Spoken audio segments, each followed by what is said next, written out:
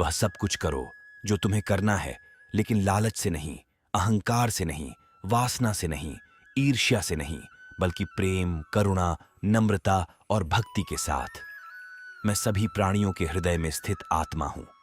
मैं सभी प्राणियों का आदि, मध्य और अंत भी हूं। जो मन की खोज में लगे रहे वही सच्चे प्रेम को पाता है। अच्छा कर्म करने में ध्यान रखो, फल की चिंता मत करो। समस्त जीवों की एकता को समझो, तभी तुम स्वयं को पूर्ण मान सकोगे। जो शांति मन से आती है वही असली शांति होती है। जीवन का मकसद सिर्फ जीना नहीं होता, बल्कि अपने और दूसरों के लिए भागीदारी करना होता है। जब तुम अपने अंदर की दिव्यता को समझोगे, तब तुम ब्रह्मा का रूप देख पाओगे। भगवान के भक्त सिर्फ मंदिरों में नहीं, बल्कि हर जगह मिलते हैं। प्रेम करो, क्योंकि प्रेम ही जीवन की एकमात्र शक्ति है। धर्म का अर्थ है सत्य और न्याय की पालना करना और अपने कर्मों के द्वारा अच्छाई फैलाना।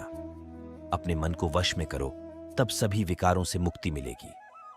जीवन की राह पर चलते रहो, क्योंकि श्री कृष्ण हमेशा तुम्हारे साथ हैं।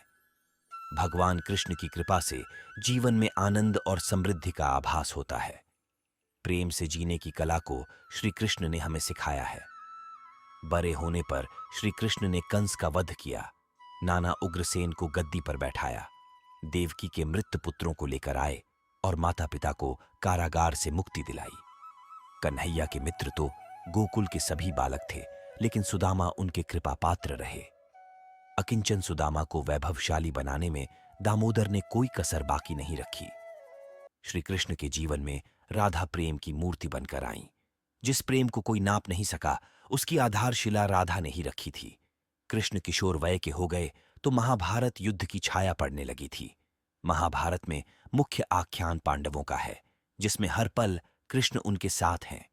महाभारत को अर्जुन व्यापार कहते हैं, तो कृष्ण ने इसे धर्म युद्ध बताया। युद्ध के शुरू में ही श्री कृष्ण ने कहा था, जहां धर्म है वहीं कृष्ण है, और जहां कृष्ण है वहीं विजय है। महाभारत के छठे पर्व भीष्म पर्व में भगवत गीता है। भगवान ने इसे गाकर अर्जुन को सुनाया, इसलिए इसका नाम गीता पड़ा। श्री कृष्ण ने कहा कि सज्जनों की रक्षा व दुष्टों के संहार के लिए मैं हर युग में अवतार लेता हूं। इसीलिए महाभारत को धर्म युद्ध कहा जाता है। द्रौपदी को जब युधिष्ठिर जुए में हार गए थे और भरी सभा में दुर्योधन और दुशासन जब द्रौपदी का चीरहरण करने लगे, तो जनार्दन ने उनकी रक्षा की थी। सुभद्रा का विवाह उसके मन के विरुद्ध होने के समाचार पर उसका अपहरण किया और अर्जुन से शादी कराई। जरासंध से युद्ध कर श्री कृष्ण ने 16,000 कन्याओं को उसके चंगुल से छुड़ाया।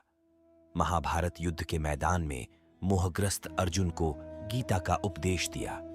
उपदेश देने के लिए शांत जगह चाहिए, लेकिन कृष्ण ने वहां ज्ञान दिया जहां 18 अक्षौहिणी सेना के कोलाहल से किसी को कुछ सुनाई नहीं पड़ रहा था। अपने विराट रूप का दर्शन कराकर अर्जुन का मोहभंग किया। आत्मा के अजर अमर होने की बात बताई। जैसे उद्धव में ज्ञान था लेकिन भक्ति नहीं, उसी प्रकार अर्जुन में भक्ति तो थी लेकिन ज्ञान नहीं। गीता में उपदेश देकर उन्होंने अर्जुन से कहा कि मारे जाओगे तो स्वर्ग मिलेगा और जीत जाओगे तो पृथ्वी। इस तरह पार्थ को युद्ध के लिए तैयार किया। भगवान ने कहा कि जो मुझे जिस तरह याद करता है, मैं भी उसी प्रकार उसका भजन करता हूं।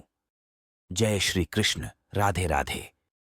अगर आप हमारे इस YouTube चैनल पे पहली बार आए हैं और इस चैनल को सब्सक्राइब नहीं किया है, तो सब्सक्राइब कर लें और बेल वाले आइकॉन को दबा लें, ताकि हमारी आने वाली महत्वपूर्ण वीडियो का नोटिफिकेशन आपको समय समय से मिलती रहे। धन्यवाद।